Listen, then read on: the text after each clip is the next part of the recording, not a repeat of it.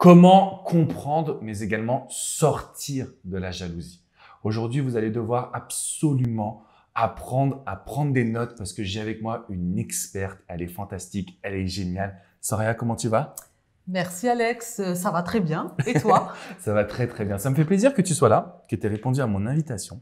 Parce que la jalousie, en fait, quand on y pense, on a l'impression que c'est quelque chose de facile à comprendre. On a l'impression que c'est qu'un mot. Mais j'ai beaucoup appris de nos discussions. J'ai beaucoup appris que finalement, il fallait en profondeur, qu'il y a différents types de jalousie, c'est ça? Oui, tout à fait. Alors, avant qu'on attaque la jalousie, parle-nous un petit peu de toi parce que tu es une coach certifiée, formée. Et à chaque fois que tu me dis à quel point ça t'a changé la vie déjà d'être formée au coaching, est-ce que tu peux nous en dire deux mots, s'il te plaît? Oui, bien sûr. Déjà, merci Alex de m'avoir invité sur ta chaîne. C'est vraiment un Avec privilège plaisir. pour moi. Je suis vraiment ravie. Donc, pour venir un petit peu à mon parcours, donc j'ai suivi une formation donc certifiée RNCP où j'ai fait une introspection totale à travers des outils que j'ai utilisés sur moi avant aujourd'hui d'accompagner des personnes en coaching. Et j'ai développé, donc c'est autour de l'estime de soi, hein, mon coaching s'oriente dans ce sens, à travers l'amour de soi, la confiance en soi et l'image de soi. Et j'ai une expertise aussi, une expertise que j'ai développée sur la jalousie. Alors moi, ça me parle parce que je travaille sur les relations amoureuses. Donc, comme tu t'en doutes, il y a beaucoup de jalousie. Mais c'est vrai que quand on regarde le contenu que tu proposes, c'est la jalousie professionnelle, amicale, familiale. Donc, en fait, on se rend compte qu'il y a différents types de jalousie. Mais il y a aussi donc 3 situations de jalousie donc, que tu voulais un petit peu nous évoquer. Est-ce que tu peux nous parler de ces 3 types de jalousie d'une certaine façon? Oui, bien sûr. Alors en fait, on a un petit peu banalisé la jalousie, dans le sens surtout la jalousie en amour, où on dit souvent que en fait, être jaloux, c'est une preuve d'amour. Donc si on doit vraiment orienter la jalousie en amour, parce que c'est majoritairement où elle se situe. C'est vrai. Après, bien sûr, comme tu le dis si bien, il y a la jalousie professionnelle, amicale, familiale. Dans notre société, on est confronté à cette émotion qui est complexe, qui est secondaire.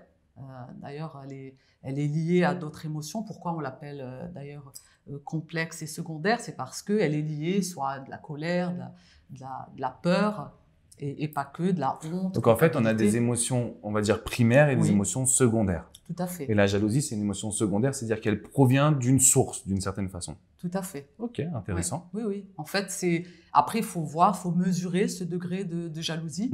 On va y revenir sur les 3 types de jalousie. Mais disons que c'est une émotion qui est très complexe de par justement les expériences qu'on a pu avoir, d'où elle provient, souvent liée à l'enfance. En tout cas, c'est pour ça que j'ai fait d'ailleurs une série de vidéos sur la jalousie. On va mettre tous les liens juste en dessous. Non, mais c'est vrai parce que tes vidéos, elles sont longues, elles sont complètes. Donc, si vous avez des questions sur la jalousie, je vais vous mettre le lien de la chaîne juste en dessous. Vous allez pouvoir cliquer dessus et vous allez pouvoir obtenir en fait cette vision. Et c'est marrant que tu dises que voilà, on a banalisé. Tu m'as enlevé le terme parce que vraiment, je le cherchais en fait. On a banalisé la jalousie comme on banalise finalement la dépendance affective, comme on banalise beaucoup de choses qui en réalité touchent à l'estime de soi. Et c'est essentiel aujourd'hui de s'ouvrir à ça. Je pense que c'est un point qui est très important de le préciser. Donc, merci. Pour revenir justement, en fait, donc, ce que tu nous expliques, donc c'est complexe parce que c'est lié à des émotions primaires et que c'est une émotion secondaire. Qu'est-ce que tu peux nous apporter également sur ces fameux 3 types après de jalousie? Alors, il y a donc la jalousie. La première jalousie, c'est la jalousie concurrentielle. En fait, c'est une jalousie dite normale, c'est-à-dire qu'on l'a tous. D'ailleurs, si on prend l'exemple depuis notre enfance, on a tous été à l'école ou au parc. Et déjà, on peut voir à travers une petite fille, elle peut exprimer une jalousie face à une petite fille qui a une robe plus jolie qu'elle, un garçon qui va avoir un camion plus gros que le sien ou une voiture plus jolie. Donc là, déjà, on voit qu'il y a une petite émotion de jalousie, mais bien sûr, elle est naturelle, elle est humaine. Il ne faut pas se leurrer, hein, c'est une émotion qui est bien présente. Après, le danger, c'est le degré de cette jalousie. Alors, donc, cette jalousie, donc, sous 3 types, il y a la concurrentielle, qui est celle que je te cite, qui est tout à fait normale. Je dirais qu'il faut aussi basculer, c'est ce que je fais avec mes coachés, de s'en servir pour un levier positif, parce qu'on peut être, bien sûr, ça titille tout le monde, je veux dire, c'est humain, hein, on va pas surtout être dans le déni, Mais disons qu'il faut s'en servir pour un levier positif. Alors, je me permets de te couper parce Oui. que ça fait écho finalement à un exercice que j'ai dans mon ouvrage Écrit ta légende. L'exercice, c'est de faire la liste des personnes à qui on aimerait prouver qu'ils ont eu tort et qu'on a réussi. Ça rejoint un petit peu cette énergie, je pense, de jalousie concurrentielle, mais d'en faire une force et de se dire, OK, il y a cette personne-là qui a peut-être réussi à faire des choses que j'aimerais réussir. Je vais rentrer en concurrence sans que ça devienne négatif ou toxique, mais ça va être le petit boost. Et c'est quelque chose qu'on n'entend pas dans notre société. Quand on pense jalousie, on pense tout de suite manque de confiance en soi, déprime, tu vois, des émotions tellement qui sont à l'intérieur et qui nous bouffent, alors qu'on pourrait avoir une jalousie qui serait positive finalement. Exactement. Ouais, intéressant. Intéressant. Ouais, faut la renverser et puis se dire aussi à travers, si l'autre est jaloux, c'est finalement qu'il voit des capacités que peut-être que moi je ne vois pas. Ça devient, si tu veux, moteur. C'est pourquoi on me jalouse. Si j'étais, je veux dire, ordinaire, même si tout le monde, on a tous, de toute façon, un talent, on est tous extraordinaires. Mais disons que si j'étais Madame Tout le Monde, en fait, j'attirais pas le regard. Finalement, j'attirais pas cette jalousie. Alors, pour quelle raison on me jalouse? Donc, tu vois, on peut creuser là-dessus et en faire un levier positif. C'est-à-dire, je vais envier cette personne-là. Par exemple, elle a un super beau corps. Ça va être une source de motivation. Waouh, elle a un beau corps. Je vais pas l'envier, enfin, la jalouser. On est après dans la projection que j'en parlerai après, mais plutôt de se dire, elle a un super beau corps. Je vais faire la même chose qu'elle, donc je vais me mettre au sport et je vais avoir le même corps qu'elle, tu vois. Ça va être plus dans la concurrence, un peu compétitif, quoi. Bien sûr, ça me parle beaucoup ce que tu dis parce qu'il y a beaucoup de personnes comme moi, par exemple, on a besoin de ça pour aller atteindre les objectifs, pour se challenger. Et donc, on ne se rend pas compte que ça peut être une pointe de, entre guillemets, jalousie qu'on arrive à transformer en positive. Donc, on a la jalousie concurrentielle, qui est négative, mais qu'on va transformer grâce à tes outils, grâce à ton expérience, en positive. Ce serait quoi la deuxième jalousie, ou le deuxième type plutôt? Alors, le deuxième type de jalousie, c'est la jalousie de projection. Et en fait, la jalousie de projection et la suivante, qui sera la jalousie délirante, ce sont deux jalousies qui sont pathologiques. Donc là, il y a vraiment une pathologie. Dès lors où on se reconnaît dans cette jalousie, c'est quelque chose qu'il ne faut pas prendre à la légère. Donc, tu pourrais nous donner un exemple, du coup, ça représente quoi cette jalousie? Alors la jalousie de projection, en fait, c'est on se projette par rapport à ses idées, par rapport à ses désirs et par rapport à ses pensées sur l'autre. C'est-à-dire qu'on est déconnecté d'une réalité, on est dans notre réalité à nous et on est totalement dans le déni.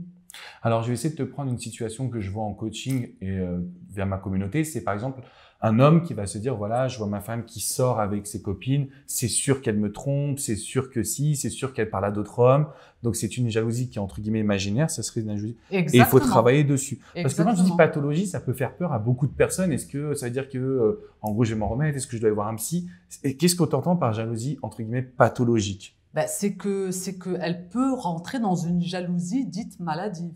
D'accord, ok. Quelque chose qui nous bouffe, quoi. Exactement. Si tu veux, on a trois types de jalousie. La première qui est concurrentielle, qui est une jalousie, on va dire, normale. Elle est humaine, il faut l'accepter. Et puis, comme dit, il faut essayer d'en voir le positif. Et ensuite, les deux autres, que ce soit délirantes ou de projection, ce sont des jalousies maladives. Là, quand tu donnes l'exemple de ce monsieur qui est focus sur la personne, qui commence à rentrer dans l'imaginaire, tu vois, là, ça commence à être maladif. Donc, si tu veux, là, il faut absolument travailler sur soi. Ok, c'est vrai que ce que tu dis, c'est très intéressant parce que si on ne travaille pas sur soi à ce moment-là, déjà, ça s'empire. Ensuite, on ne trouve pas les solutions. On a l'impression qu'il n'y en a plus. Combien de fois j'ai eu en coaching des personnes qui m'ont dit « Mais Alex, je n'y croyais plus ». Et c'est ce que je vois aussi sur les coachings que tu vas réaliser sur la chaîne YouTube, c'est que les gens, ils pensent qu'il n'y a pas de solution sur la jalousie. Mais le fait de les comprendre et d'analyser ce qui se passe, ça permet vraiment de pouvoir se situer. Donc, j'ai bien compris pour la jalousie, en fait, finalement, de projection, mais tu as utilisé un troisième type de jalousie, la jalousie délirante. C'est-à-dire? Alors, en fait, par rapport à la jalousie de projection, la jalousie de projection, c'est vraiment, on est dans le déni, on la reconnaît pas, on est dans l'imaginaire, on est dans notre réalité. Et si tu veux, la jalousie délirante, d'où le mot délirante, on rentre dans le délire. Là, c'est la paranoïa. Là, en fait, on est complètement dans notre film et on est déconnecté d'une réalité. Je te donne un exemple. on va rester sur ce monsieur, il est à la maison, sa compagne ou son épouse, elle a 10 minutes de retard. Lui, il commence déjà à se monter un film. Ah, elle a dû rencontrer quelqu'un.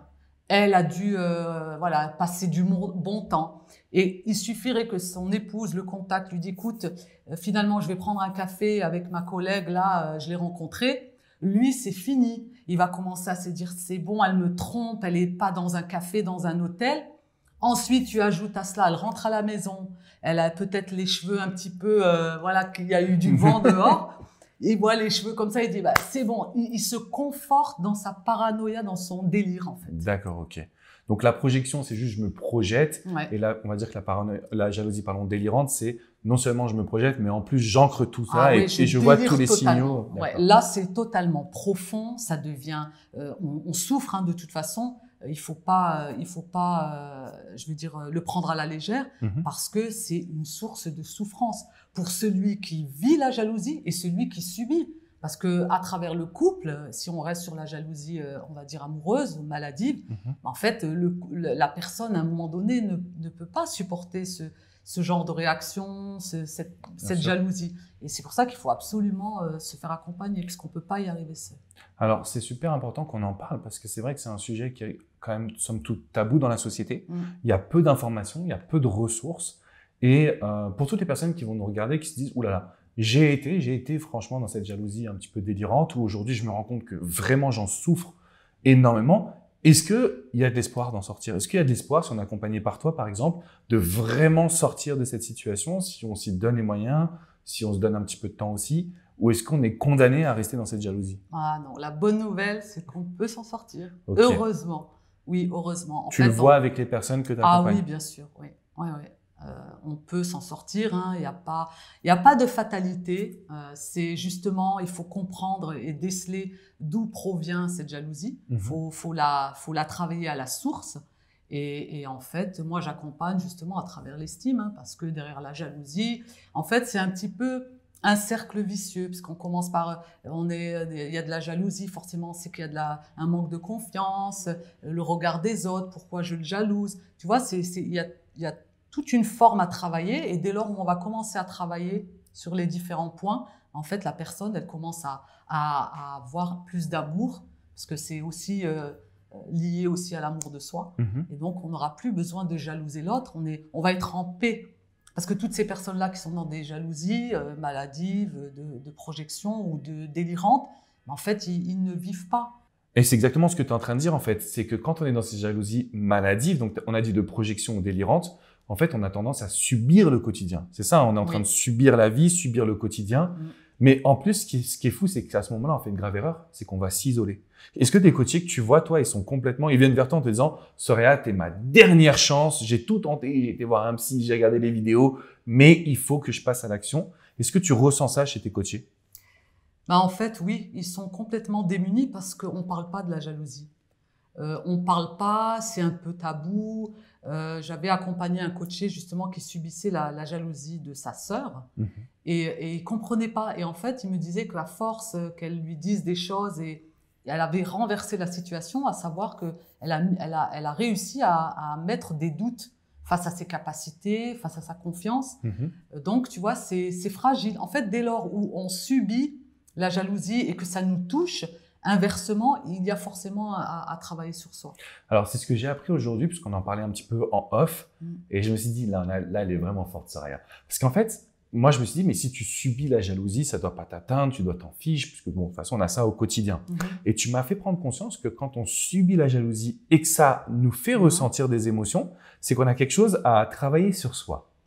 Est-ce que tu peux nous expliquer ça maintenant avec la caméra? Je suis en train de te jeter là dans le grand bain, mais non, mais j'ai trouvé ça vraiment intéressant parce que, en fait, ça ne devrait pas nous toucher, mais ça peut nous toucher à un moment donné. Qu'est-ce qui se passe à ce moment-là? C'est quoi l'enseignement derrière tout ça? Disons que, en fait, quand on te jalouse, c'est qu'il y a une bonne raison. Donc, souvent, enfin, si dès lors où cette jalousie, elle te dérange, si finalement, je sais pas moi, je te donne un exemple un peu bateau, une femme est dans son milieu professionnel et elle est super jolie, je veux dire, elle a réussi partout et elle a une collègue qui est très jalouse. Si cette personne-là, cette femme-là, finalement, elle est déstabilisée face à cette jalousie de cette collègue, c'est qu'en fait, il y a une faille en elle. C'est-à-dire que pourquoi cette personne qui la jalouse, finalement, la déstabilise? C'est qu'en elle, il y a quelque chose qu'elle n'a pas réglé. Alors, ça me fait penser à une situation où, par exemple, si j'ai envie de plaire aux gens, tu vois, il y a des gens qui vont m'envoyer des messages en disant, Alex, ouais, sur cette vidéo, j'aime pas ce que tu dis, par exemple. Ou alors des coachs qui vont dire, oui, je comprends pas pourquoi elle a 1 million d'abonnés, etc. C'est une forme de jalousie. Oui. Ça veut dire que si ça me touche, à un moment donné, c'est aussi parce que peut-être le regard des autres, c'est peut-être des choses qu'on doit travailler sur soi à ce moment-là. Oui. C'est ça que tu veux me dire? Oui, c'est en fait, on a tellement envie de plaire aux autres qu'une forme de jalousie, ça peut nous déstabiliser. Ah, bien sûr. Intéressant ce que tu transmets. Oui, bien sûr, on peut. C'est-à-dire que, a priori, si quelqu'un te jalouse et que tu as suffisamment travaillé sur ton estime, en fait, en face, je dirais, c'est tout bénef. C'est-à-dire que si la personne te jalouse, c'est qu'il y a un potentiel, c'est que tu as quelque chose que lui n'a pas. En fait, la jalousie, elle est vraiment personnelle. Elle est propre à soi. Donc, en aucun cas, elle doit t'atteindre. Si tu veux, c'est son monde à lui, ça lui appartient. Tu vois, et pour quelle raison il devrait me déstabiliser? Donc, s'il me déstabilise, c'est quelque chose que je dois régler. Super intéressant. Alors là, dites-nous dans les commentaires, les amis, est-ce que ça vous est déjà arrivé? Est-ce que c'est une situation qui vous est déjà arrivée? Vous nous mettez un petit mot. Et surtout, comment est-ce que vous vivez la jalousie si vous êtes jaloux? Pourquoi? Parce que je vais embêter Soraya pour qu'elle soit là et qu'elle réponde à vos questions. Je serai là également. Mais l'objectif, c'est vraiment qu'on puisse vous montrer qu'il y a différents types de jalousie. Et c'est vrai que quand on y réfléchit, différentes sources, donc différentes solutions. Il faut pas se tromper. Qu'est-ce qui se passe si moi, je pense que j'ai une jalousie concurrentielle, mais en fait, c'est une jalousie un peu plus pathologique? Je me retrouve dans cette sensation que tout ce que je fais ne fonctionne pas, c'est ça? Ouais. Ah oui, bien sûr. Dès lors, en fait, où tu es dans, on va dire, ce process, et c'est par rapport, bien sûr, à ton mental, comme dans la jalousie de projection, on est dans nos idées, on est dans nos désirs, on est dans nos pensées. De toute façon, on se raconte c'est l'imaginaire, et les pensées, elles prennent le dessus. Et du coup, après, en fait, tu es complètement un peu dans le brouillard, tu es perdu. Et tu n'arrives plus de toute façon, une personne qui est dans la jalousie, déjà, souvent, majoritairement, les personnes sont dans le déni, parce que c'est pas facile à dire à une personne, oui, effectivement, je suis jalouse.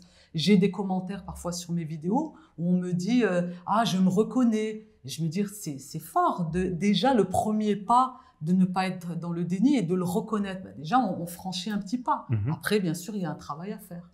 Pour aller plus loin et pour regagner le contrôle de ses émotions. Oui. Alors les amis, je pense que là aujourd'hui vraiment j'ai envie de vous challenger. Donc comme je le disais, mettez-nous en commentaire dans quelle situation est-ce que vous êtes et surtout aujourd'hui en fait dans quelle situation vous aviez peut-être développé malgré vous de la jalousie. Ça, je pense que c'est un très bon travail d'introspection qui va vous permettre d'obtenir des petits résultats. Donc déjà d'avoir un premier pas, comme tu disais, de reconnaître qu'on est un petit peu dans cette forme de jalousie.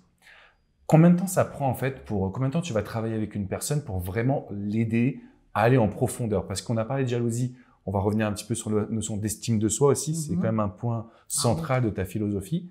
C'est quoi déjà l'estime de soi? Parce que j'entends des milliards de définitions. Donc, il n'y en a pas une, je pense, réelle. Mais pour toi, aujourd'hui, Soraya, c'est quoi l'estime de soi?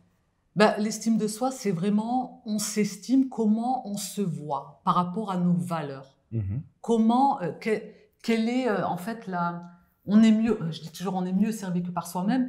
Qui peut mieux se valoriser qu'à travers soi? C'est vraiment tourné, c'est comment on se voit par rapport à nos compétences et bien sûr derrière, le socle, l'estime de soi, c'est le socle et à travers cela, il y a les piliers fondamentaux de l'estime de soi qui est son image, comment on se voit par rapport au regard des autres, comment on s'assume. On peut se lever le matin, se regarder dans le miroir. J'ai déjà également eu des personnes qui, par exemple, ne peuvent pas se regarder dans un miroir. C'est vrai. Qui n'ont pas de miroir. Face à un miroir, c'est pas possible. Donc, voilà, par rapport à l'image, on va dire. Ensuite, je fais vraiment court, parce qu'il y aurait de quoi dire. J'imagine. Et ensuite, par rapport à l'amour de soi, vraiment, on peut mieux que s'aimer, vraiment se nourrir son enfant intérieur, lui donner de l'amour, parce qu'on a tous un enfant intérieur qu'il faut nourrir. Et si tu veux, une fois qu'on est plein par rapport à l'amour de soi, en face, il y a plein de choses qui vont s'ouvrir.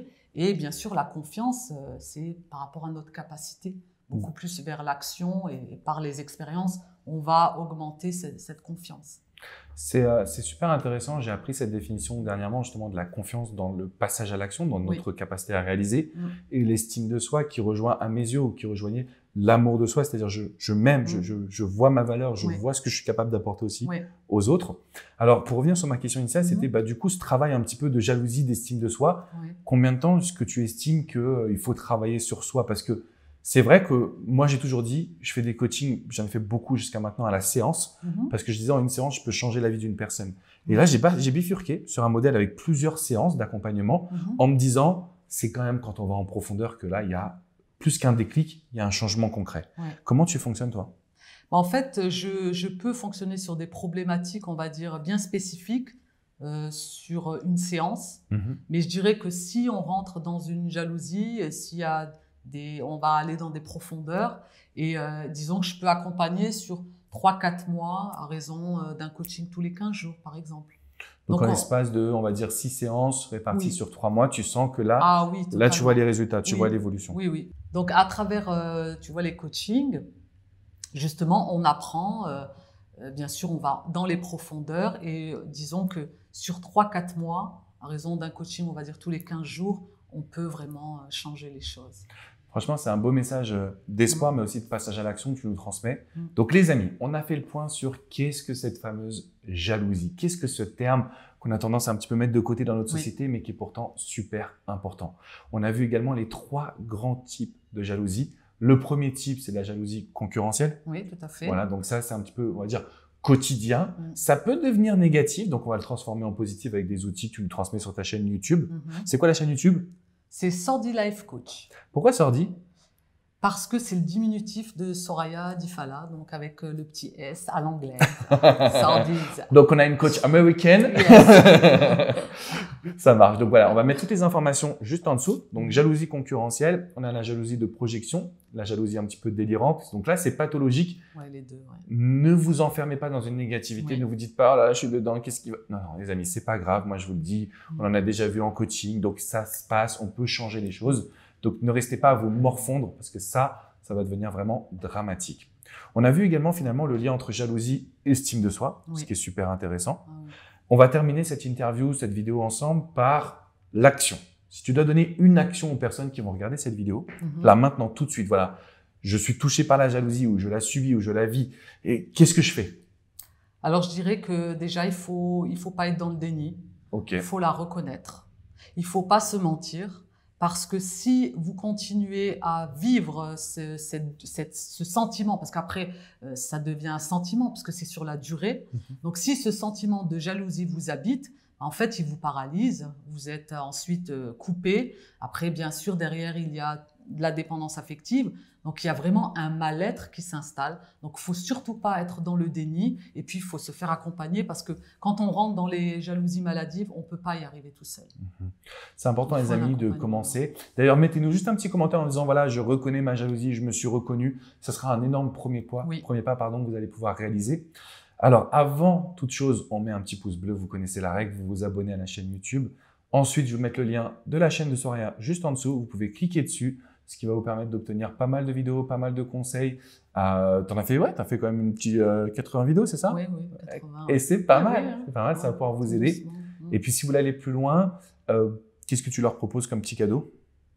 Alors, j'ai un petit, donc c'est un PDF, en tout cas, c'est les secrets de la jalousie. Donc, des petits outils comme ça qui peuvent déjà les aider à mettre en place des choses. Tout à fait. Je vais intégrer ce lien également. Merci d'avoir répondu à mon invitation. Merci Alex de m'avoir invité. C'est vraiment un privilège et en tout cas, voilà, j'attire l'attention des personnes qui peuvent se retrouver dans ce sentiment. Après, en tout cas, de ne pas rester dans le silence, de ne pas rester dans le déni. Et la vie, elle est merveilleuse et ce serait vraiment dommage de perdre du temps. On ne doit pas perdre du temps dans de la jalousie, ça vaut pas la peine.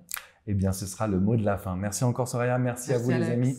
Et on se retrouve très bientôt. N'oubliez pas, la vie est merveilleuse. J'adore. Je vous fais une grosse bise les amis, prenez bien soin de vous. Ciao, ciao.